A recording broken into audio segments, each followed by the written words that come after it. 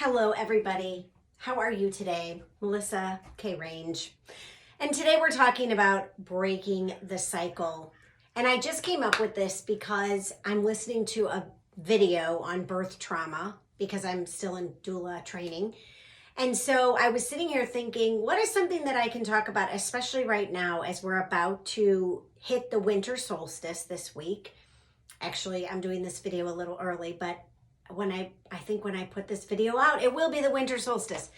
So I wanted to talk about breaking the cycle. And for those of you that have never delved into the spiritual work that we are actually here to do, breaking the cycle can be a spiritual thing, but we can think of it maybe as just a physical thing to help ourselves, our former family, our family that's coming down the pipeline in the next several years, whatever, for eternity to come, whatever's going on with this place, I don't know. But I do know that the work that I do personally in my life affects generations backwards and the generations going forward. And I am committed to doing the work on myself because I see the value in what it's doing for my children, and also before my parents left this earth and before my other family members leave this earth. Anything that I can do, I know makes a ripple effect on not just my family, but of course on the world. But most importantly, if I do the inner work and break the cycle, then I know that there's a great potential for my family both ways to be affected. And I know a lot of us out there, we don't think about this, or we don't really care about this, or we're not out to do the spiritual work. Yet my message always is about encouraging you to do the work first and foremost for yourself. First and foremost to make your life better, because whenever you make your own life better, it really does truly affect so many people. And I have learned, even though it's really challenging at times and it can be really hard, and sometimes you can feel very alone if you don't have somebody maybe holding your hand through the process or guiding you or facilitating the work you're doing or being there as a fellow traveler.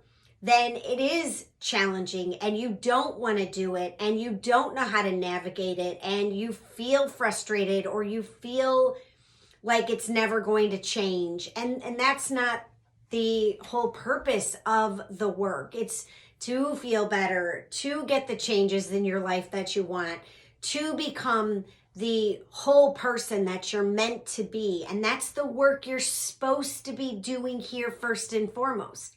We're not supposed to be going out and having all these things and having this, that, and the other. We're supposed to be doing the work so we can then later on have a better life.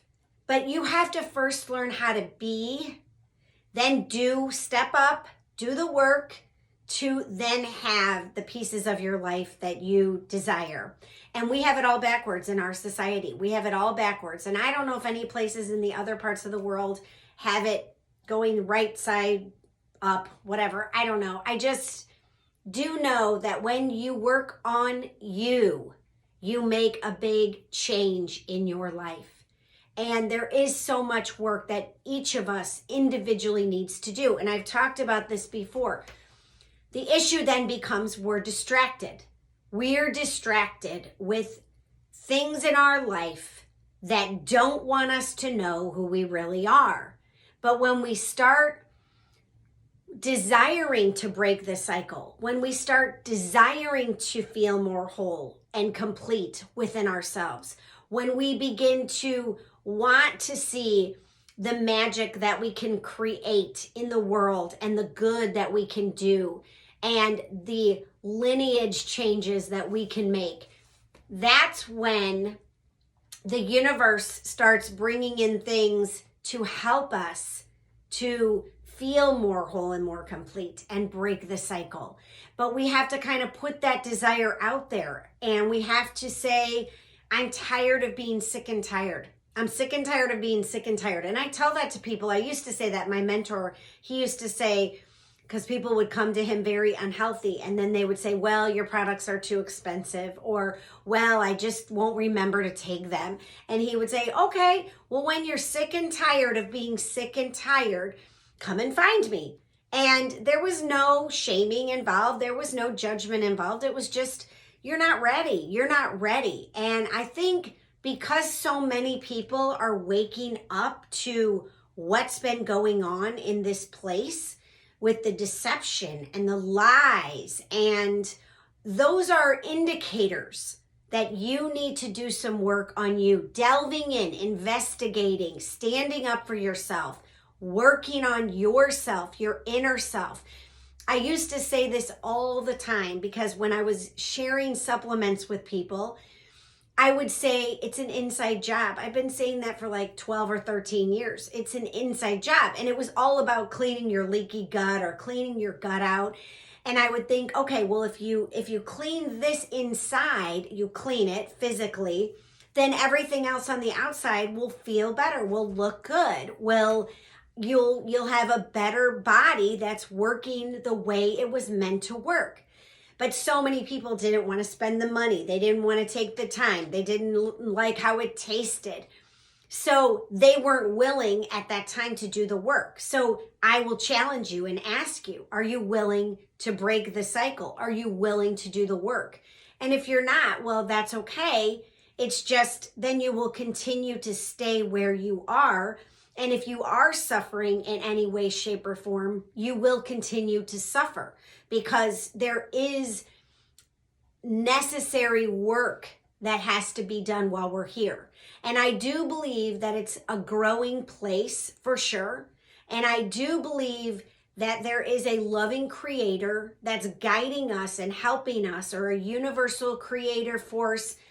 And I'm watching my terminology. I'm watching how I speak and what I say, because as we use words, that's spelling. And, you know, we're using our words and they're very dynamic and they're very powerful. And I'm just very watchful a lot of times of the words and the way I use them, how I say them, who I say them to. But back to breaking the cycle, if you're really willing to do the work, it will work. And if you're really committed to doing the work, it will work. But you have to be patient and you have to keep going. And a lot of us need a guide, need a support. It's really helpful. I mean, I was reading something again in one of these books I was reading. I can remember because I'm reading so many books, but it was all about when two or more are gathered, as I'm sure many of us have heard before from the Bible, from Jesus. And it says when two or more are gathered, it's like we become a more powerful force. So if you start working with somebody, or you start doing some inner work with other people, and there's so many ways to do that. I mean, there's so many solutions. There's so many avenues. And you can check out, and I've done many videos on things that can give you a way to help yourself.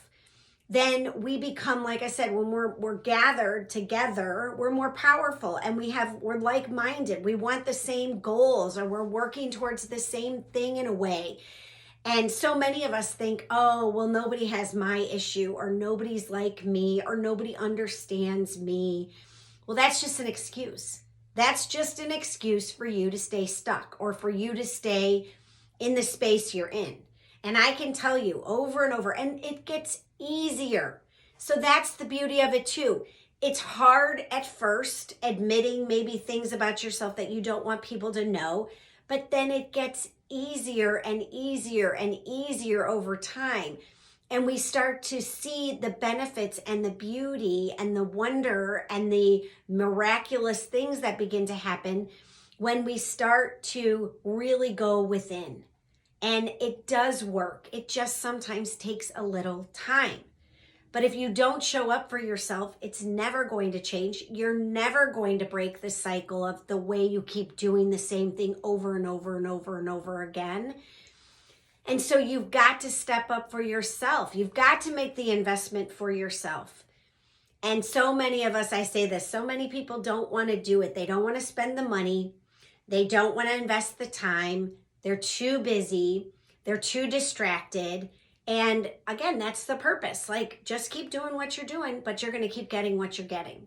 So for me personally, what I've been working through the last couple of months, of course, is my birth trauma that I had. And today I'm actually listening to a webinar from a well-known woman in the birth trauma world who wrote a book.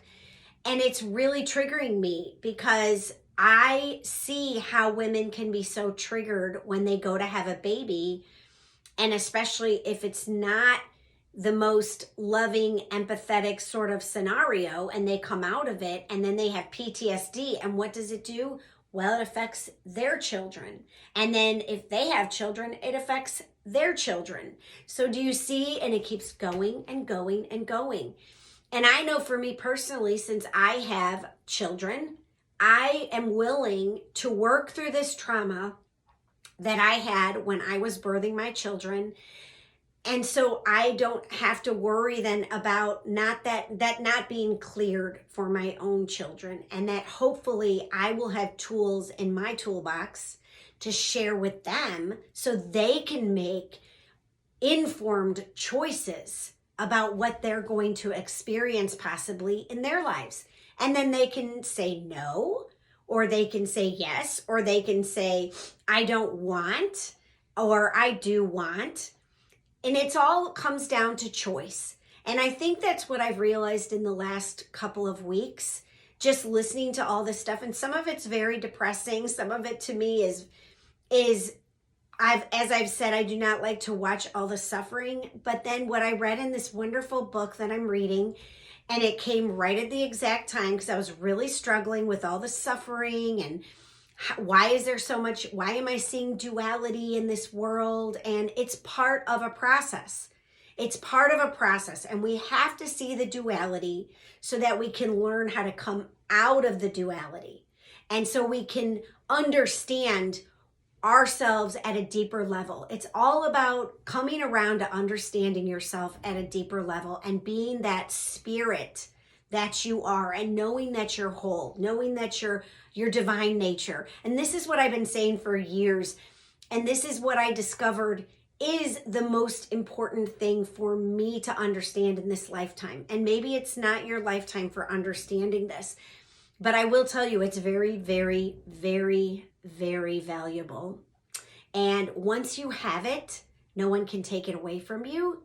And once you have it, you become very powerful and you know who you are. So therefore, you are very intentional with your life. You know how to create boundaries. You stop. Last week I did letting go of attachment. You stop attaching to things. You see things, you perceive things in a whole different way. And it is a journey and a long road at times. And like I said before, lonely. It could be lonely. It can be lots of tears. I have cried lots of tears. I've been crying the last few days just over my own birth trauma and over all of these things in my life that I've had to process, and the changes that have occurred for all of us in the last few years have been tremendous. And it's almost like we got the brick, right? We got the brick. I used to hear this in this Al-Anon group I was in. You got the brick, which if you're not willing to wake up and you stay in denial, there's times when maybe it's really going to hit you hard or in the face, and to say like, hey, like wake up, like see what you're doing to yourself, or see what's occurring in the world, or see how it's affecting your life. And we are so programmed to just